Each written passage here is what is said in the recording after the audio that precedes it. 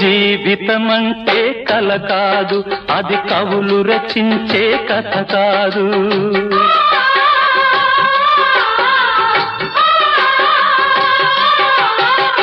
జీవితమంటే కల కాదు, అది కవులు రచించే కథ కాదు.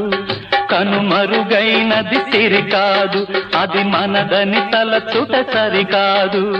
కుడి ఎడమైతే పొరపాటు లేదను నానుడి సత్యం కాదు, ఇది అందరికి అర్థం కాదు. ఓ